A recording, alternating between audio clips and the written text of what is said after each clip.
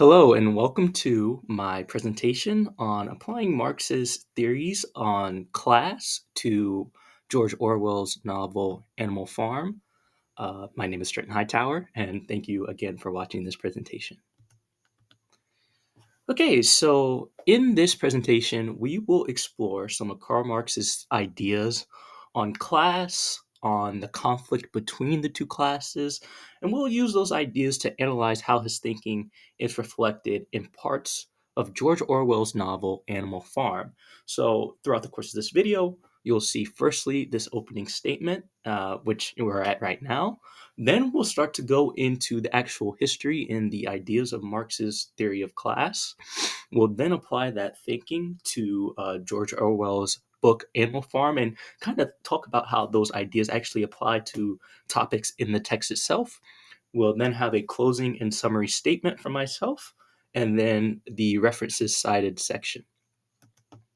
So let's go firstly into the overview of Marx's theory of class. And Karl Marx, when we think about him, he really was a thinker who promoted or got into society the idea of there being two classes, that being those who own property and those who are the propertyless workers who do not own those means of production and only have their labor to be able to survive and to make any sort of capital good.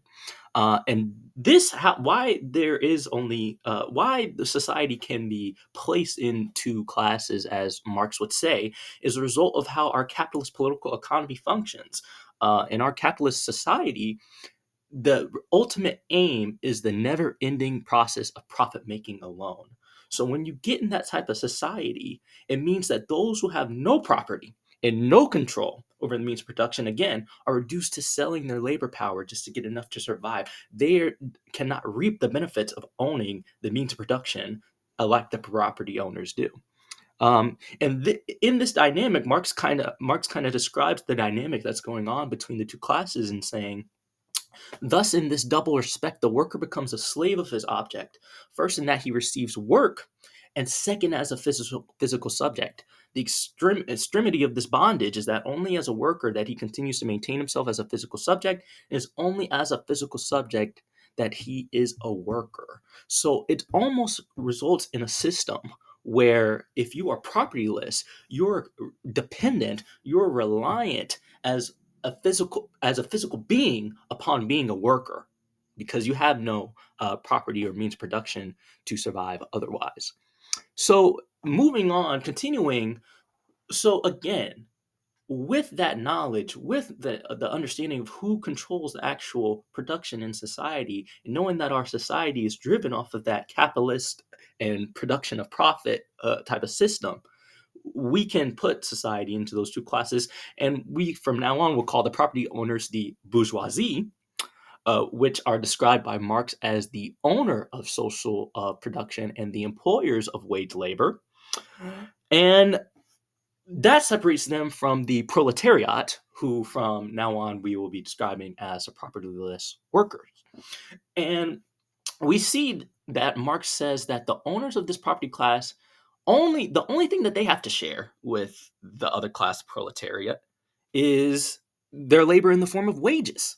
They don't have to share their property. They don't have to share the goods that the workers produce. In fact, oftentimes, Marx would speak about how the workers never get to access all of the great things that they produce, and that kind of goes into the next statement that I'm going to make very quickly. But that just goes to show that it's only wages that the proletariat are able to actually share in the result of. And in this society, the worker, Karl Marx knows that the worker becomes all the poorer. The more wealth that he produces, the more his production increases in power and range. The worker becomes an even cheaper commodity, the more commodities that he creates. And that is just re-emphasizing the level of distinction between the two classes. Imagine being a member of the propertyless landowners, especially back in the day, where essentially of course you're working hard in the factories and the fields, and everything that you do essentially, and every time that you produce more wealth for the ruling class in terms of working harder, it makes you more poor. It doesn't make you less wealthy, and in fact, enables and in fact makes the worker less valuable to the bourgeoisie. So that just goes to show the distinction that we have here. Continuing on, so this system is seen by Marx as one that is both unsustainable and unequal, and it naturally leads to the conflict that we're talking about, or as Marx would describe it as antagonism between the two classes. And he notes that in all of history hitherto, uh, in our society, the history of class struggle, the history of our societies have been built off the history of class struggle. So he gives examples: the freeman and the slave, the patrician and the plebeian, the lord and the serf. He compares the member of the proletariat, the worker, to. Um, and he does oftentimes throughout the course of his readings compare the worker to someone who is in tyranny or in slavery, even in bondage. He uses the word bondage a lot because it's a system of exploitation. It's a system of one of the proletariat, excuse me, not being able to share in anything except for uh, what they're given, despite being exploited for the goods that produce the money. And we see here that Marx would go on to say that if the proletariat during its contest with the bourgeoisie is compelled by the force of its circumstances to organize itself as a class by means of a revolution, it makes itself the ruling class, and such sweeps away by force the old conditions of production. Then it will, along with these conditions, have swept away the conditions for the existence of class antagonisms and classes generally. So what we're seeing Marx say is the way that the proletariat can get away from this system of class and antagonism between the classes, the only way that that can be accomplished is through revolution, is through being able to overthrow and get rid of the classes, get rid of the ownership of private possession by the property owner bourgeoisie, and that is the way that and he says it's the inevitable end of the class conflict or the antagonism that exists between the two sides, and it's inevitable. So now that we understand, I got a little ahead of myself switching slides. So now that we understand a little bit of Marxist theories, that our society is built upon two classes, that all of society can be split into, and it's determined based upon your property ownership and your ability to control the means of production. And we know that that leads to an inevitable uh, yearn for revolution, to break the proletariat from its bondage of oppression. And we know that this system, this capitalist system, as Marx described it, is something that is unsustainable and obviously unequal. So, how does that apply to Orwell's Animal Farm, which is a wonderful story, which distinctly starts in a capitalist setting? And it's a story where we see animals who are taking the role of the proletariat to the farmer, Mr. Jones, or I guess you could say humans in general, who are serving the role of the bourgeoisie. And we see that very evidently. We're in a system where profit is the overwhelming driver. Mr. Jones owns the means of production on the farm. The animals serve the role of the proletariat by having their work taken away. They're not able to share in that. Um, and let's just go into some of the quotes I have here. And this is what the elder animal major noted to us. He noted that our labor tills the soul, our dung fertilizes it, and yet there's not one of us that owns more than his bare skin. Just re-emphasizing the note that this is a system that is built off the capitalist thinking that Marx described, that we were trying, that the proletariat has to break away from through revolution.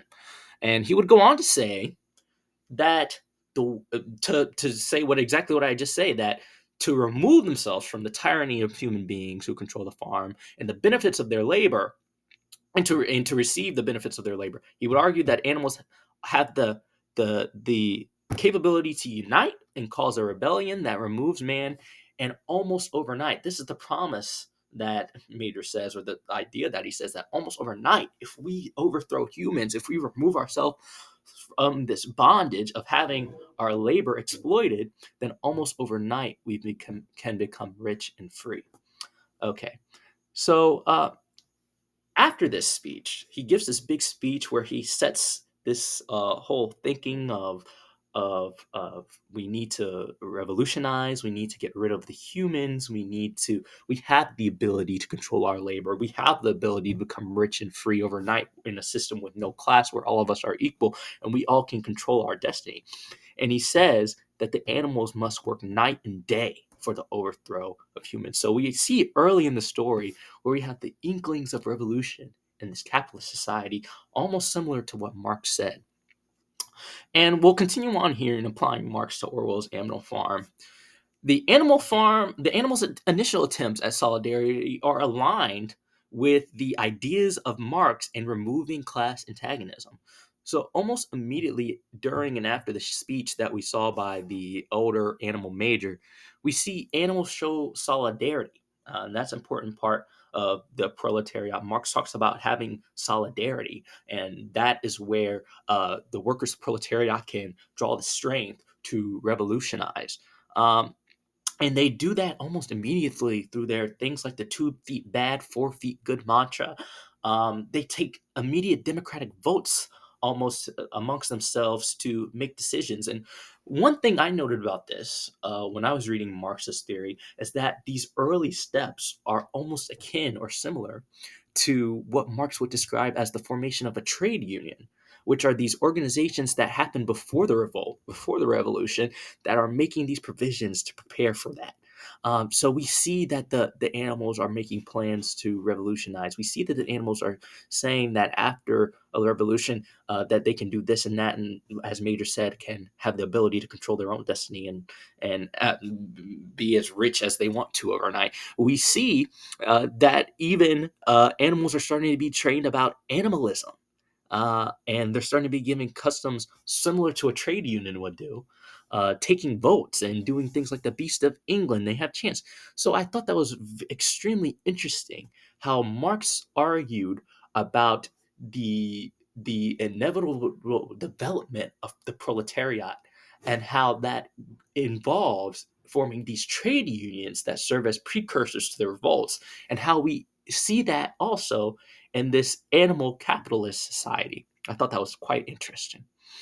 And so the speech that was given by Major didn't immediately cause the rebellion or revolution on the farm, but it gave the animals a new look on life. That was a quote in the book. And it allowed the inevitable end of class conflict. And as we just talked about, the solidarity to be formed with the promotion of things like animalism. And what did that lead to? It led to the animals seeing it as their duty to prepare for the rebellion predicted by Major. After months of working to educate animals about their class divide and principles of animalism, the animals would successfully band together and they did revolutionize to drive Mr. Jones off the farm. So we see the inevitable happened. The seeds were planted by Major, and they do eventually get Mr. Jones off the farm. But as we'll see quickly, things go a little awry.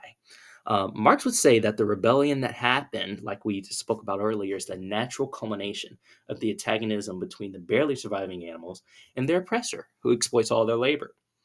And in this case, quite literally, Marx said that the proletariat had nothing to lose in a revolution but their chain. But their chains, excuse me, they're already oppressed. They're already stripped of their labor. They already don't control the means of production. They already have to be, and we didn't even talk about the concept of being uh, being merely a piece of labor, I guess you could say.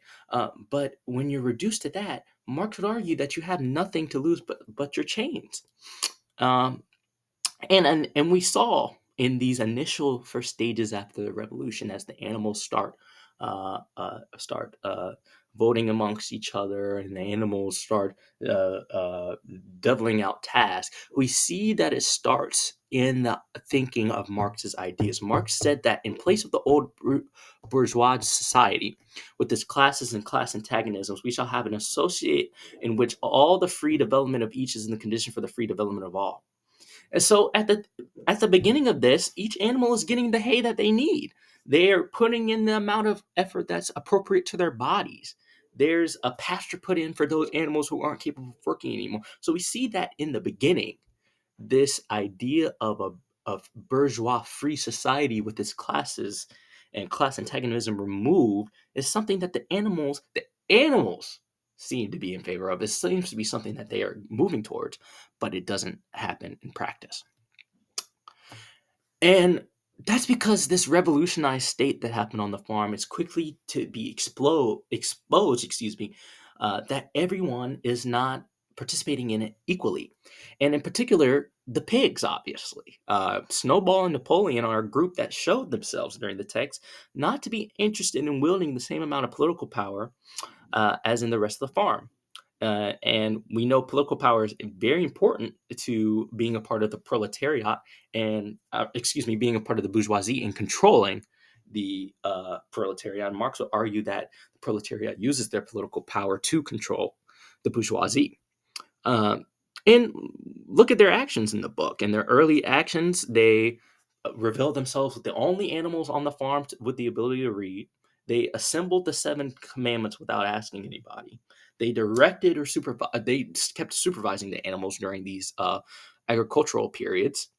Um, so what about their actions showed to us that they were truly interested in being on the same political footing? Because I would argue in the animal world, things about like being the only one able to read and spell, that's a political action.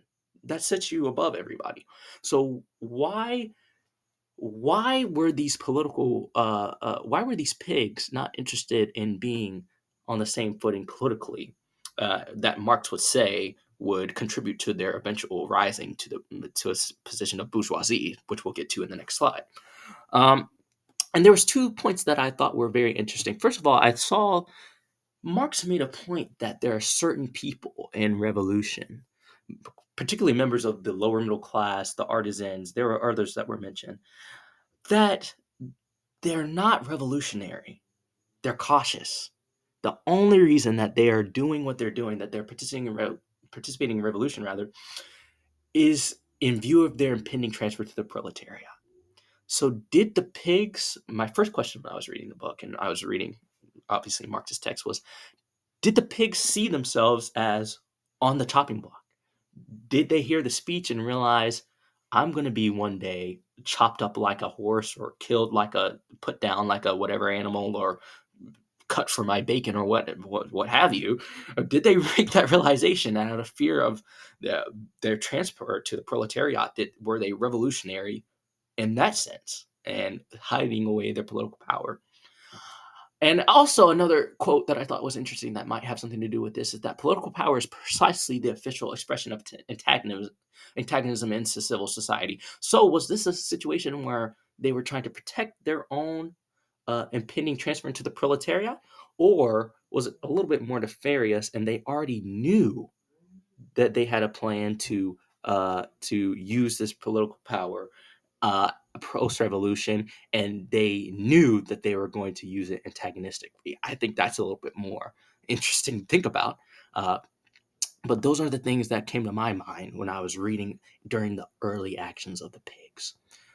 And ultimately, just getting around to what ends up happening in the book.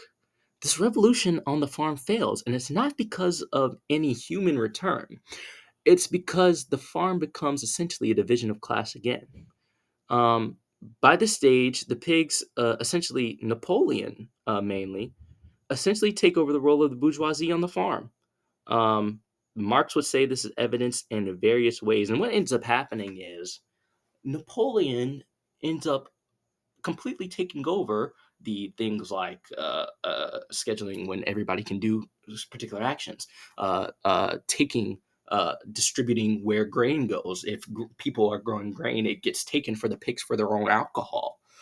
He started choosing what chants people can use. He took over the role of the bourgeoisie to where at the end of the book, it was not clear what the division between the humans and the pigs were anymore. Um, and Marx would say that their role of class division and bourgeoisie returning in the failed revolution is evidenced in multiple ways because, first of all, uh, like I said, the removal of beasts in England and the focus on growing crops for pigs' alcohol, that showed that, like the bourgeoisie, they were trying to put an end to all nexuses, all relationships, excuse me, not nexuses, but all relationships between man and man other than cash payment between oppressed and oppressor. Um, and they also did this in concentrating property in a few hands. Only Napoleon and his goons were able to access the clothes, the farmhouse, the alcohol, and all of these things being in defiance of the common commandment that man made, that the animals made, in agreement with each other and solidarity with each other. And most evidently, is by the rest of the farm being still oppressed on behalf of the pigs and not feeling much better than when they were under rule by another person. So, truthfully, the animals were never free at all. If you were to ask Marx, because they never truly eliminated the private property, the hierarchy of state that ended up existing in the pigs, and uh, the antagonism between the two, because eventually Napoleon ends up ruling in a way that very much doesn't drive positive spirits on the farm. So let's conclude this. In conclusion, hopefully this video provided a view of Marx's ideas on class, the two classes that we have in society, how those two classes were shown on the farm, how Marx says that ultimately the way of getting out of that is revolution, and how that ultimately failed on the farm because the farm allowed the bourgeoisie to appear again in the form of the pigs. And hopefully, um, just speaking about what I think Animal Farm shows, I think it expresses how the ideas of power and powerless can be expanded to different ideas, expanded to different concepts. I think we all think of these ideas of oppressor, power, and powerless specifically in maybe when we think of foreign countries, I'm thinking of the particular conflicts going on in the world right now. Maybe we think of two particular people that we know, a rich person and a poor person. But there's many views and many realms of life that we can view Marxist theories of class and control and exploitation. Those things, we certainly can view those in many different aspects of life. And in my own life, I think after doing this project and reading Marxist theories, it makes me reflect on the own power that I yield and how I may have used that in the past, how I will use that in the future, and how that impacts other people. How that impacts other people. And I think that circles back to how the words oppress and oppressor can be expanded to the different concepts in our society. So thank you very much for watching. I hope this was a good overview into Animal Farm and the work of Karl Marx and his theories of class. And I certainly appreciate you watching.